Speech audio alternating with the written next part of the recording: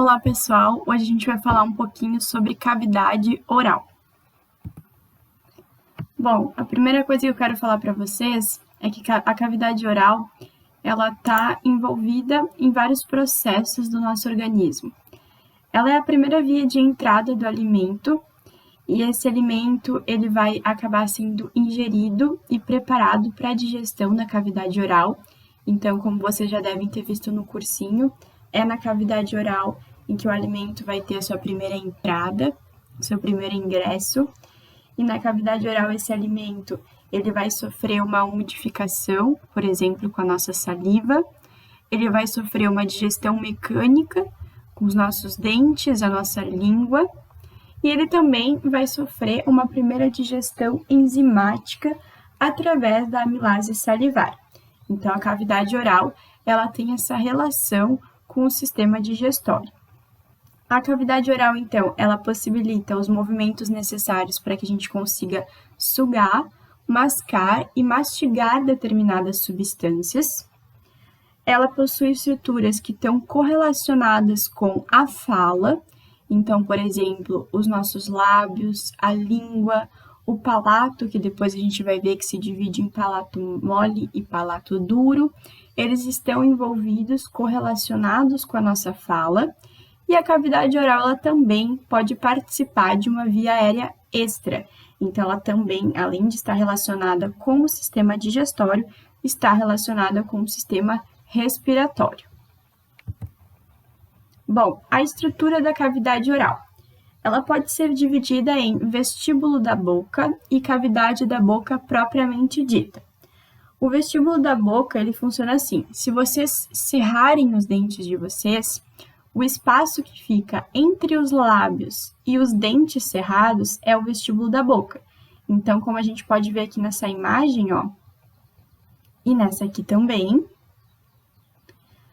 o vestíbulo da boca, ele vai da fenda dos nossos dentes, que no caso estão cerrados, né, juntamente com a gengiva, até os nossos lábios e bochechas. Então, esse espaço entre os nossos lábios e bochechas e a gengiva e os dentes é o nosso chamado vestíbulo da boca. A cavidade da boca propriamente dita é quando a gente cerra esses dentes e tudo que tem para trás é a cavidade da boca propriamente dita. Então, é o espaço entre os nossos arcos dentais superiores e inferiores. E daí, tudo que vai ter aqui para trás desses arcos é a cavidade da boca propriamente dita. Aqui eu coloquei algumas estruturas, principalmente aqui estruturas externas, para que a gente consiga identificar anatomicamente. Então, o número 1 indica a rima da boca, é um sulco que vai separar a nossa cavidade oral do meio externo. No 2, a gente tem o ângulo da boca. No 3, o filtro. No 4, o sulco nasolabial. Vocês vão ver em embriologia, se ainda não viram. Esse sulco, ele está relacionado com o lábio leporino, né, da fenda palatina que existe em muitos bebês. Então, quando nasce com uma abertura aqui, é em decorrência do mau fechamento, né, embriológico desse sulco nasolabial. No 5, a gente tem o sulco lábio marginal. Aqui algumas estruturas mais internas, para que a gente tenha um pré-reconhecimento. Então, a gente tem aqui os nossos lábios superior e inferior. Quando vocês forem ver inervação, vascularização da cabeça, né, esplanque no crânio, vocês vão ver que existem ramos de nervos, artérias e veias que vão vascularizar e inervar os nossos lábios, além dos músculos, né, também os chamados músculos da mímica, que estão envolvidos com a movimentação deles. A gente tem aqui os frênulos labiais, tanto o superior quanto o inferior, a gengiva, os nossos dentes propriamente ditos, né, o que vai prender esses dentes aqui vão ser os chamados alvéolos, que aqui em cima a gente consegue ver melhor essa rugosidade, né, os alvéolos em contato com o palato duro. O palato duro, ele é mais proximal, ele é próximo aos nossos dentes incisivos, tá? E o palato mole, ele tá lá para trás da nossa cavidade oral. Aqui a gente consegue ver alguns ductos salivares, então a externalização de ductos salivares dentro da nossa cavidade oral. Então, por exemplo, os ductos sublinguais, o ducto submandibular.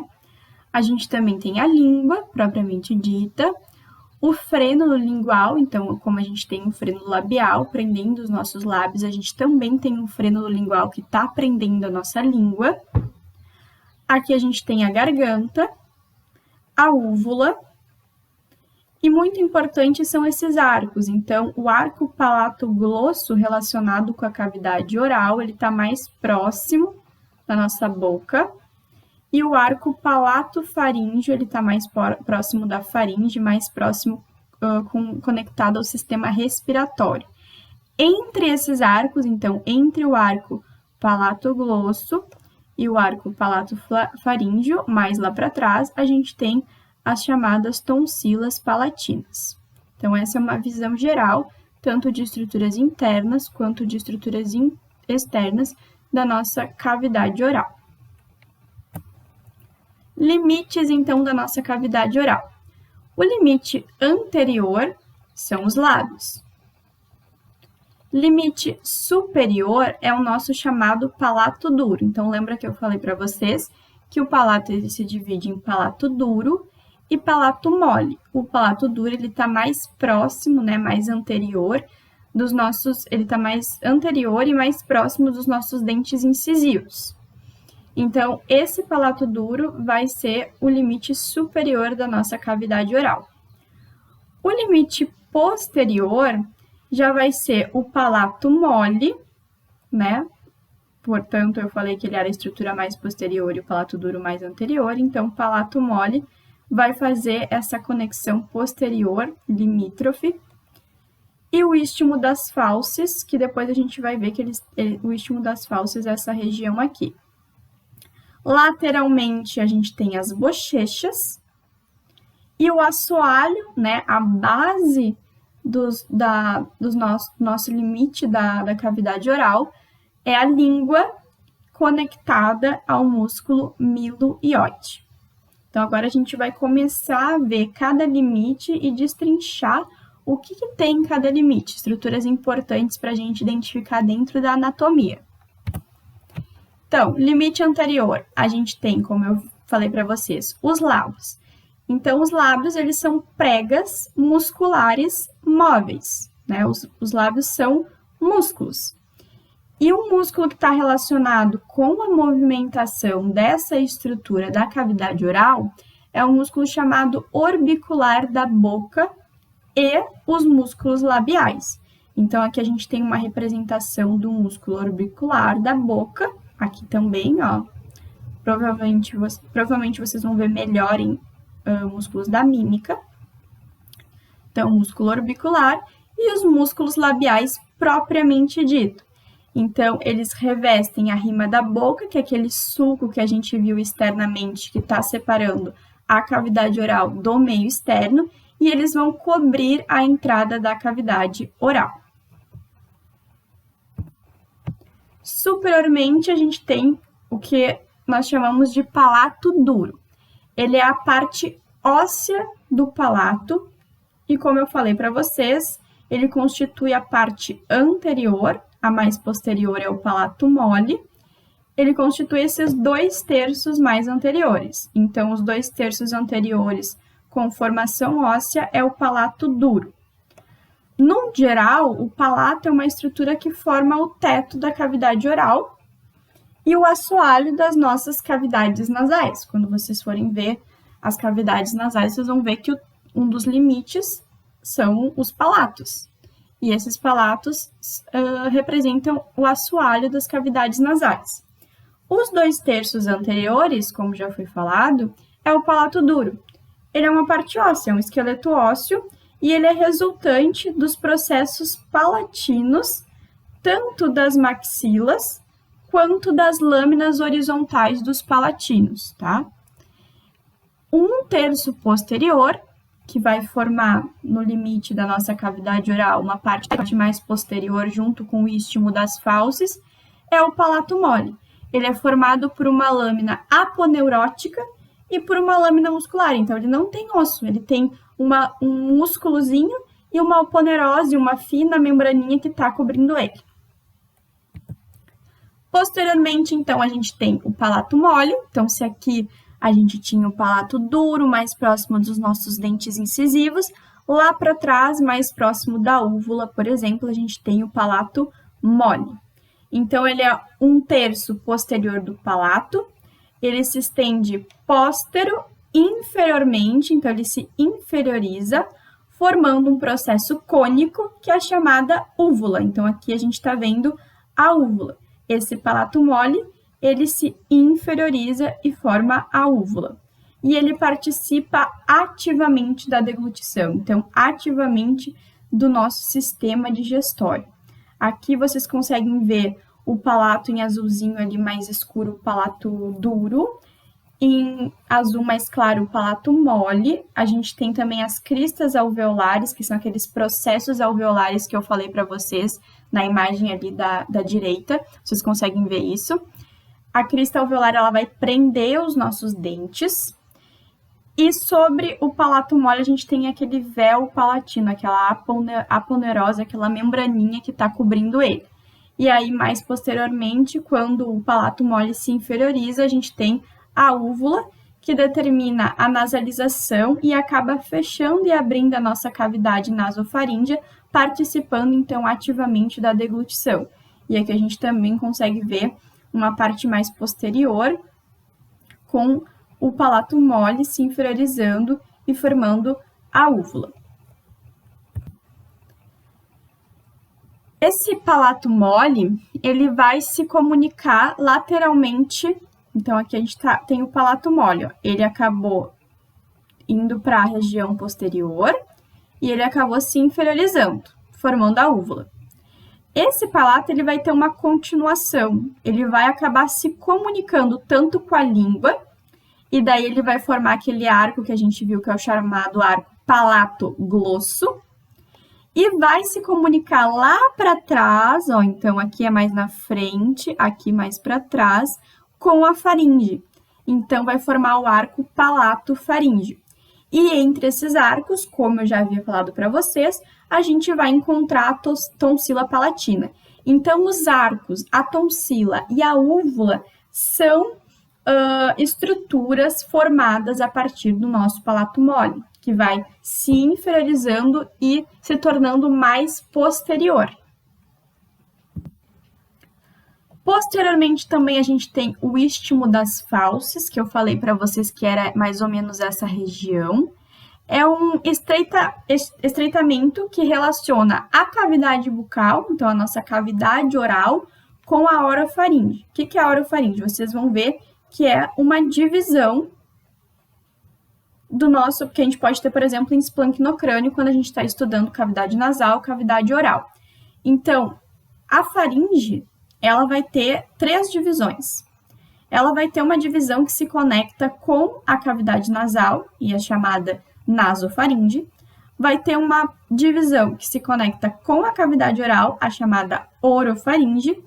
E essa cavidade, por último, que é a chamada hipofaringe, abaixo da nasofaringe e da orofaringe, que já tem conexão propriamente dita com o esôfago, atuando então no nosso sistema digestório. Bom, o istmo das fauces é justamente essa região da orofaringe, a porção da faringe que está conectada com a cavidade oral, que tem, por exemplo, nos seus limites, a úvula superiormente, aquela inferiorização, aquele prolongamento que o palato mole vai fazer. Inferiormente, ela tem o dorso da língua e os arcos laterais, então aqueles arcos palatoglosso e palatofaríngeo. Então, esta é a região do istmo das fauces. Lateralmente, a gente tem, então, as chamadas bochechas, e daí aqui a gente vai ver um músculo da mímica chamado bucinador, é esse músculo aqui. Esse daqui também. que vai fazer a movimentação das nossas bochechas, das partes laterais da nossa cavidade oral. E a bochecha, dentro do seu tecido, né, um tecido bastante rico em adipócitos, a gente vai ter numerosas glândulas bucais que são encontradas entre a túnica mucosa dessa bochecha e entre esse músculo aqui, que é o chamado músculo bucinador. Então, por exemplo, a gente tem aqui a glândula parótida, a gente tem a glândula submaxilar, a sublingual, que vão estar presentes, então, na parede lateral da nossa cavidade oral, fazendo, por exemplo, a umidificação do alimento que está chegando na cavidade oral. Então, agora a gente vai começar a ver mais posteriormente cada glândula, né, especificamente cada glândula, para a gente ter uma noção anatômica de vascularização e inervação dessas glândulas. Bom, na estrutura da bochecha, a gente pode encontrar duas estruturas que são muito importantes. A primeira estrutura é o chamado ducto parotídeo. Ele é um canal de comunicação entre a glândula parótida, que é essa glândula maiorzinha aqui. Aqui a gente até consegue ver o ducto saindo. Então, é uma comunicação entre a glândula parótida e a cavidade oral. Então, se a gente pegar e fizer um exame, um paciente, for analisar a cavidade oral dele, a gente vai ver que tem tipo uma bolinha proeminente, tá? Se você, de repente, em alguns de vocês isso é mais visível. Na verdade, isso não é nenhum problema fisiológico patológico, né? A não ser que esteja extremamente infeccionado, com edema, né? Mais avermelhado, enfim. Mas esse ducto parotídeo, ele vai ser a comunicação da glândula parótida, que vai acabar levando as suas secreções para dentro da cavidade oral para justamente conseguir umidificar o alimento e também liberar algumas enzimas digestivas. Na bochecha, a gente também tem o chamado corpo adiposo da bochecha, ou também chamado corpúsculo de Bichat. Ele é um tecido adiposo, então ele é gordura, e só para vocês terem uma observação assim complementar, ele é uma das últimas reservas adiposas a serem consumidas quando a gente está em escassez de alimento. Então, de todas as reservas adiposas que a gente pode ter no nosso corpo, o corpúsculo de Bichat presente na bochecha vai ser uma das últimas reservas que o nosso organismo vai consumir. Então, aqui a gente tem o corpúsculo de Bichat, né, esse corpo adiposo, rico em gordura, adipócitos, que está fazendo a parede lateral da nossa bochecha, né, em composição, obviamente, com músculos, como, por exemplo, a gente viu o bucinador, de túnicas mucosas e das glândulas. Bom, sobre as glândulas salivares. Primeiro, a gente precisa falar sobre a saliva. O que é a saliva? Ela é um líquido viscoso, clarinho, inodoro e insípido, tá? Inodoro, às vezes, eu não sei nem tanto, às vezes, né? Porque, às vezes, ela às vezes, tem cheiro, sim. Bom, ela tem a função de manter a túnica mucosa da boca úmida. Então, a túnica mucosa é o endotélio, o epitélio, que está em contato intimamente com o alimento. Então, a saliva, ela vai umidificar essa túnica, vai umidificar esse alimento, esse epitélio que está dentro da cavidade oral.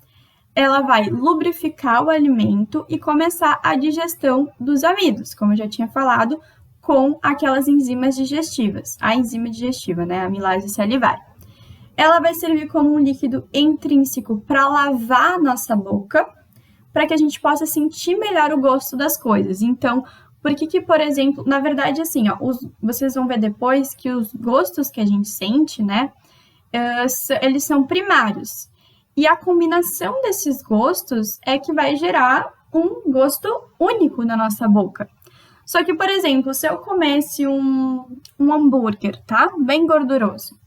E daí não existisse saliva na nossa boca. Primeiro que a gente não ia conseguir ter a digestão inicial dos amidos. Segundo, que esse alimento não ia conseguir ficar úmido, ele não ia conseguir passar para o esôfago, ia ficar bem difícil do esôfago para conseguir transportar e fazer o seu movimento de peristaltismo para transportar esse alimento. E terceiro, que, por exemplo, se eu fosse tomar depois um refrigerante, o gosto ia ser estranho, ia ser diferente. Porque se a saliva, ela consegue lavar o gosto do hambúrguer, digamos. Então, por exemplo, a gente vai ver que tem papilas gustativas na nossa língua, e essas papilas, entre essas papilas gustativas, a gente tem valas, como se fossem criptas, assim, as papilas são projeções, e entre as papilas a gente tem como se fosse um buraco. E nesse buraco fica resto de alimento, digamos. Então, a saliva, ela consegue lavar esses buracos, essas criptas que se formam entre as nossas papilas gustativas, e isso faz com que a gente consiga sentir melhor o gosto único de cada coisa que a gente está colocando dentro da nossa boca, tá? Bom, a saliva, ela também exerce funções na prevenção das cáries. Falando então um pouquinho sobre cada glândula salivar, a primeira glândula que a gente tem é a glândula parótida, essa glândula aqui, que é a que vai ter aquele ducto, né, que vai ser mais visível dentro da nossa cavidade oral, perto da bochecha. Elas são as maiores glândulas salivares, possuem esse formato aqui meio que irregular, né, que a gente consegue ver que ela tá de um formato, aqui ela tá de outro, né, com uma projeção aqui, então ela é meio irregular, variando entre indivíduos. Elas ocupam um espaço, então, entre a nossa mandíbula, então elas ficam entre a nossa mandíbula, maxila, mandíbula. Ficam entre a nossa mandíbula e o processo estiloide. Quando vocês verem ossos do esplancnocrânio, vocês vão ver todas essas nomenclaturas. Então, elas ficam entre a mandíbula e o processo estiloide do nosso osso temporal, tá? Então, elas ficam mais ou menos aqui. Elas vão se comunicar com a boca, como a gente já viu, pelo ducto parotídeo, conseguindo excretar aquela saliva para o interior da cavidade oral. E uma característica anatômica muito importante, isso eu lembro de até ter sido cobrado em provas práticas, né? Porque era tipo, que nem o nervo facial que a gente tinha que saber, era justamente essa questão. Quando eu falei para vocês lá dos nervos cranianos que a gente tinha que saber sobre o nervo facial, o nervo trigêmeo, né? Que eles eram muito importantes, a gente vai ver que em esplancnocrânio eles vão aparecer de novo. A gente vai ver que tem um gânglio do trigêmeo, que esse gânglio tem ramificações, que tem um gânglio do facial, esse facial tem ramificações, e vocês vão precisar saber as ramificações nesse nervo na nossa face para inervar os músculos da mímica. Então, uma característica anatômica é a ramificação do nervo facial que acontece por baixo dessa glândula. Então, aqui vocês conseguem ver a ramificação do nervo facial, e essa ramificação, aqui vocês conseguem ver que acontece bem onde fica a glândula parótida. Só que uma coisa importante é que, embora o nervo facial esteja passando e se ramificando bem na glândula parótida, bem aqui no início, a glândula parótida não é inervada pelo nervo facial, ela é inervada pelo nervo glossofaríngeo, tá? E aqui eu só coloquei uma observação, que de repente uma correlação clínica, que a cachumba, ou também chamada parotidite, ela é um processo infeccioso que acaba afetando as nossas glândulas parótidas. Posteriormente, a cachumba também pode influenciar processos infecciosos e até inflamatórios nas outras glândulas, mas inicialmente a glândula parótida é a que mais sofre com essa infecção. As glândulas submandibulares, tá? São a segunda em tamanho. Elas vão ficar logo abaixo da mandíbula. Então, aqui assim, nessa vista mais de inferior para superior, a gente consegue ver essa localização das glândulas submandibulares. Elas se comunicam com a boca através do ducto submandibular. Então, aqui, ó, aqui são outros, aqui é uma glândula e aqui são os ductos de outra glândula, né? Não são esses daqui. É esse aqui, é um único ducto. Então, esse ducto aqui, ele comunica a glândula submandibular com a cavidade oral. Aqui a gente consegue ver também a parótida, né? E a submandibular ali. A inervação da submandibular, ela vai ser dada por fibras parasimpáticas do chamado gânglio submandibular e tem origem no nervo facial. Então, diferente da glândula parótida, a glândula submandibular tem a origem da sua inervação no nervo facial. As glândulas sublinguais, então aquela imagem que a gente estava vendo aqui, ó, desses inúmeros ductos, na verdade, são os ductos da sublingual. Então, enquanto a glândula parótida, glândula submandibular, elas têm um ducto, as sublinguais vão ter vários. Então, as sublinguais, elas são as menores entre as glândulas salivares.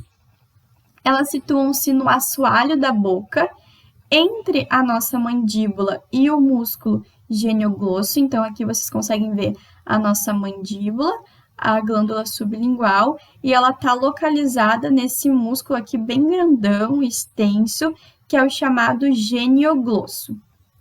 Ela vai ser drenada por numerosos ductos sublinguais, então a gente vai ter vários ductozinhos que vão entrar em contato com a parte interna da nossa cavidade oral, e ela vai ter uma inervação homóloga à das glândulas submandibulares, então com origem do nervo facial. Aqui eu só coloquei uma imagem para vocês, mostrando como se a gente pegar a nossa língua, né, e colocar superiormente aos nossos dentes, a gente consegue ver a glândula sublingual. Obviamente aqui a gente consegue ver bem definida, porque tem alguma coisa patológica acontecendo aí. Provavelmente está acontecendo alguma infecção, está inflamado ou algum tumor, então ela está mais proeminente porque tem alguma fisiopatologia acontecendo nessa estrutura aqui embaixo da língua e da nossa mandíbula. Bom, atenção! A produção da saliva, ela não vai ser dada apenas por esses três conjuntos de glândulas, tá? Então, não é só da glândula parótida, submandibular e sublingual. Então, a gente vai ter outras glândulas, outras diversas e pequenas glândulas que vão estar ao entorno da nossa cavidade oral, naquela parte mais lateral, secretando saliva. Eu queria trazer para vocês um exame radiológico que se chama cialografia. A cialografia, ela vai ser aquele raio-x em que a gente vai conseguir examinar as glândulas salivares, principalmente detectando os ductos dessas glândulas.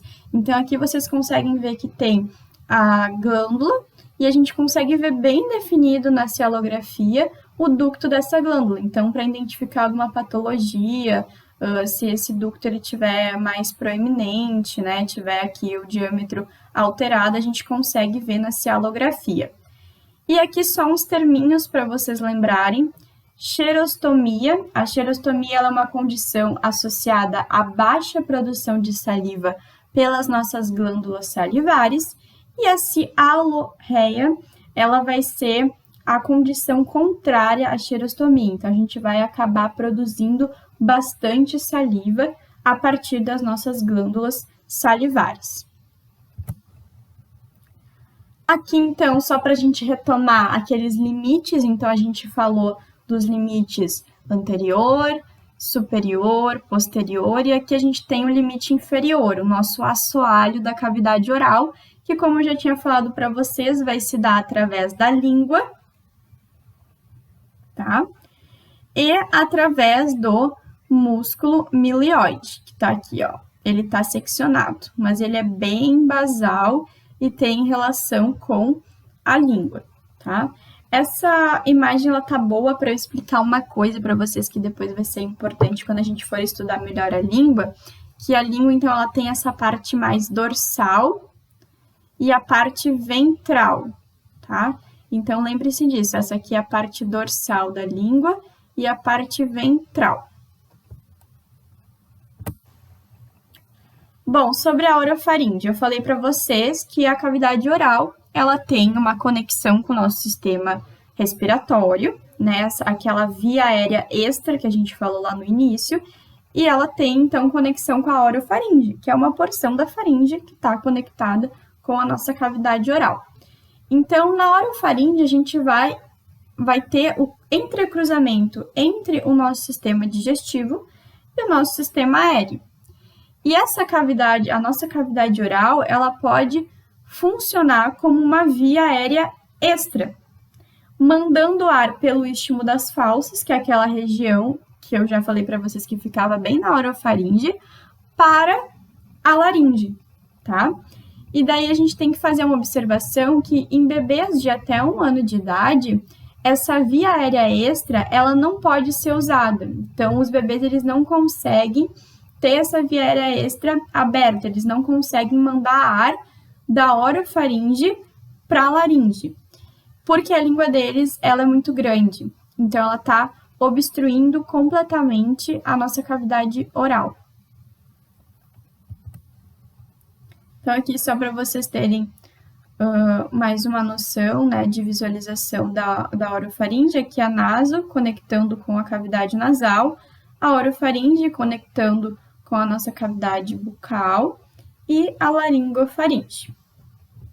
Alguns limitezinhos da orofaringe, daquele istmo das fauces que até a gente já viu, a úvula superiormente, né, formação do palato mole. Aqui a gente tem uma estrutura bem importante que é chamada epiglote. Então, entre a úvula, epiglote e a raiz da nossa língua, a gente tem essa orofaringe.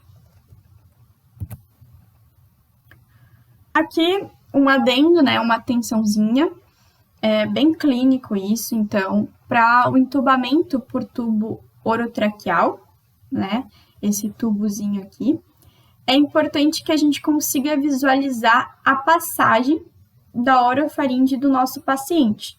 E essa visualização, para a gente conferir como é classificada a passagem orofaríngea do nosso paciente, a gente vai utilizar um método chamado de método de Mallampati.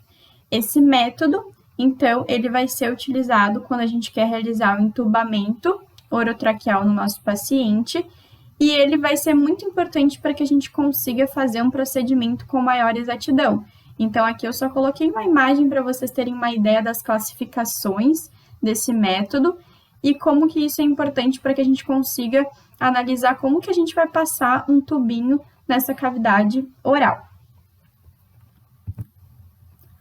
Falando, então, sobre a língua, que é uma estrutura extremamente importante, né? É um dos assuntos internos da cavidade oral que é muito importante, assim, a gente vê, porque ela vai ter várias estruturas que vão estar envolvidas com essa digestão mecânica, como a gente já falou, com a sensação de gosto.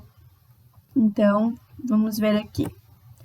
Bom, a língua, ela é um órgão móvel na cavidade oral, como a gente viu, ela está presa somente por aquele frênulozinho, né?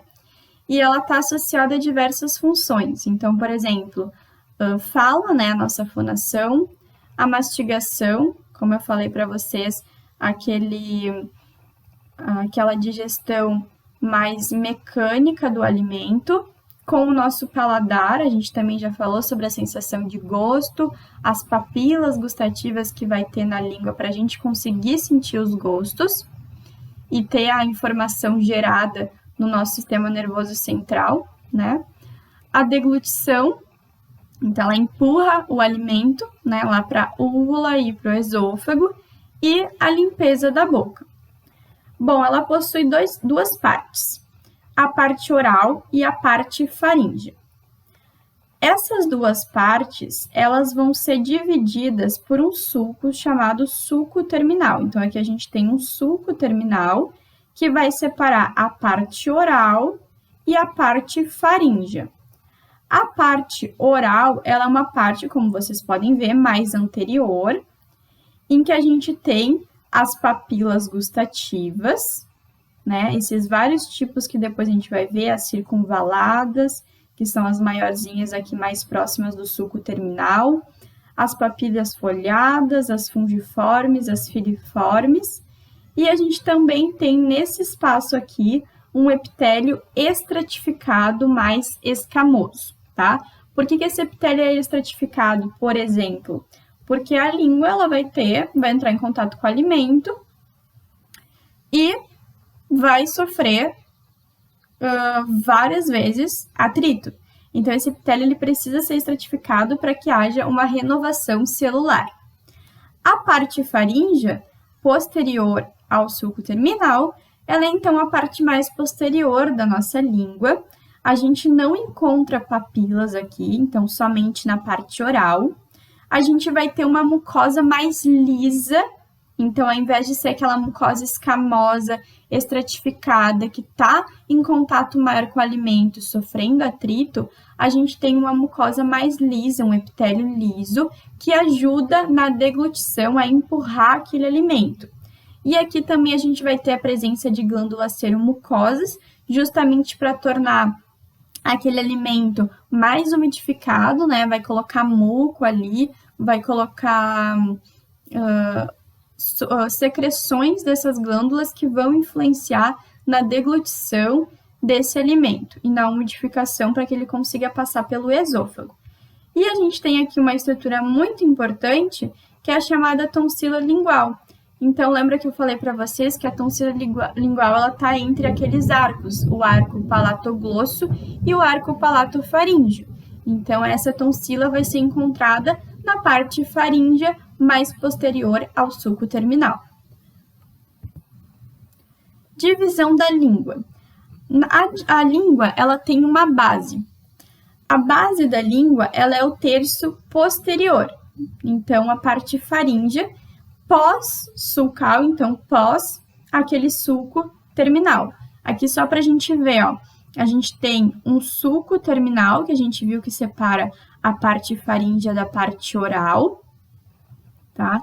Embora pareça que aqui a gente tem maior rugosidade, né? Lembrem que é uma mucosa mais lisa, que está ajudando na deglutição, e é essa aparência em função das tonsilas, né? E daquelas glândulas seromucosas, e aqui a gente tem um epitélio mais estratificado e escamoso justamente por conta do maior envolvimento que vai ter com o alimento. No sulco terminal, a gente vai ver que tem um foramezinho que é o chamado forame cego, tá? Isso tudo vocês vão ver, essas formações, vocês vão ver em êmbrio, vocês vão ver como é que se forma esse forame cego, o que ele está conectando, por que ele é um recesso embriológico, né, do nosso desenvolvimento embriológico. Aqui a gente tem as papilas valadas, na verdade as circunvaladas, né, que estão mais no dorso da língua, na parte oral. E aqui a gente tem as diversas papilas, que depois eu vou falar melhor, as papilas foliadas, as filiformes, as fungiformes, e um sulco muito importante, que é o chamado sulco mediano, que separa a língua em direita e esquerda, tá? Bom, a língua, então, ela tem essa base, como a gente já falou, é o terço posterior, né, a parte faríngea. Ela tem um corpo, então é esse corpo aqui, que são os 2 terços anteriores, pré-sucais, então a nossa parte oral.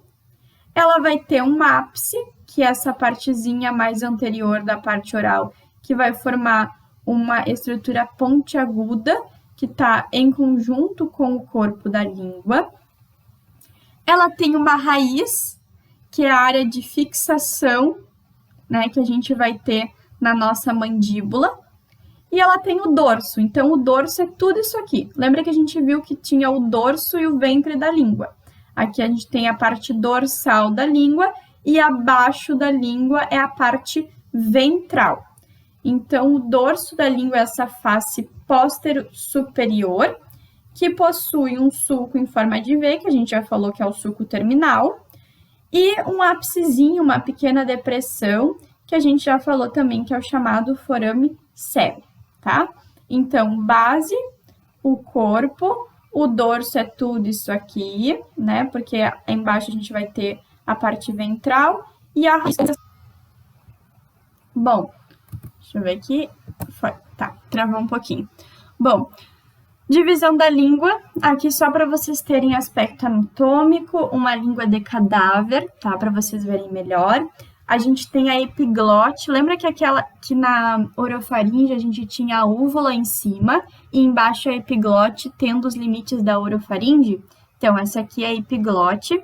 Aqui a gente tem uma prega que está prendendo a epiglote, que é chamada prega glossoepiglótica mediana. As valéculas, né, na nossa parte orofaríngea, o sulco terminal, o chamado V lingual, com o forame cego, aquela protuberância, as tonsilas linguais, né, que vão estar, que eu falei para vocês que, embora a gente ache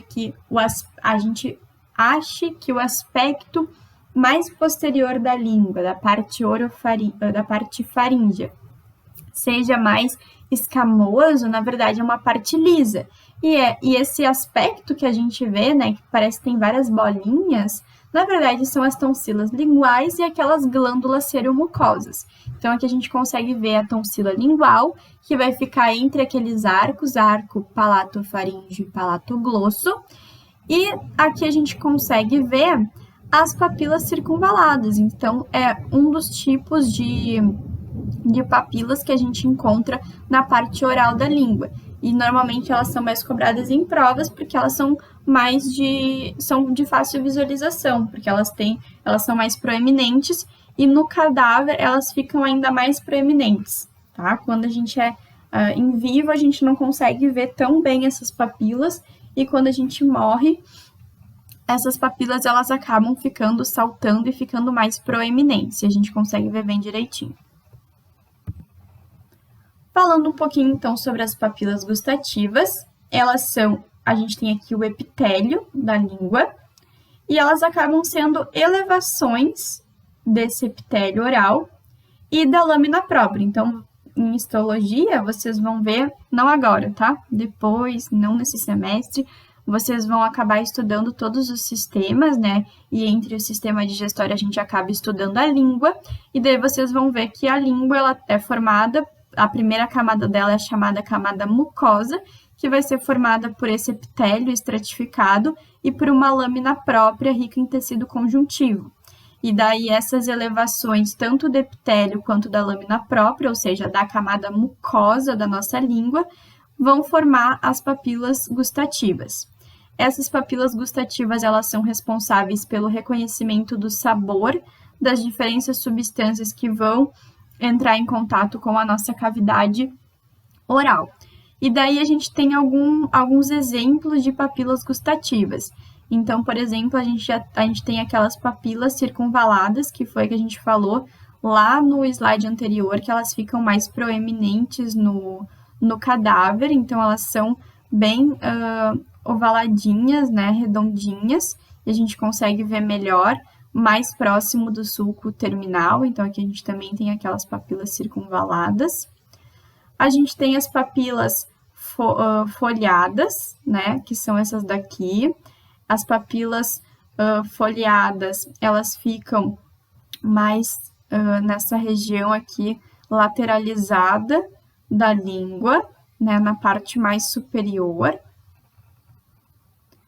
A gente tem as papilas filiformes. As papilas filiformes, ela tem esse formato meio que de folha, de onda, né? E elas vão ficar mais espalhadas aqui na língua, tá? Então, elas vão ficar mais espalhadinhas aqui, próximas do sulco mediano, do sulco medial.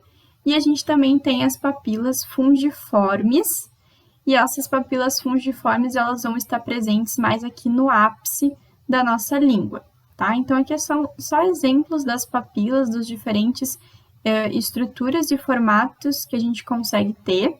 E aqui vocês conseguem ver aqueles corpúsculos gustativos, né? Esses corpúsculos gustativos, então, eles estão relacionados com o gosto. São eles que vão ser os receptores do sentido, né, de gosto, e eles que vão fazer conexões com fibras aferentes, né, e eferentes que vão enviar as informações para o nosso sistema nervoso central. E aí, esses corpúsculos gustativos, vocês vão ver depois que eles vão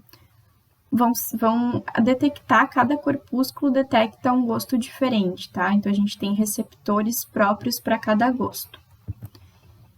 Aqui, só para vocês terem mais uma ideia anatômica, então, a gente tem aquelas papilas folhadas, que, ó, aqui parecem folhazinhas, que ficam mais lateralizadas superiormente. As papilas fungiformes, ó, essas bolinhas aqui. Aqui a gente consegue ver a valécula, aquela reentrância, lá na parte faríngea próxima da epiglote. As papilas circunvaladas, bem redondinhas, e são as maiores que a gente consegue ver melhor, tá? Então, aqui de verdinho, tá as papilas circunvaladas e de branquinho as filiformes, tá bem?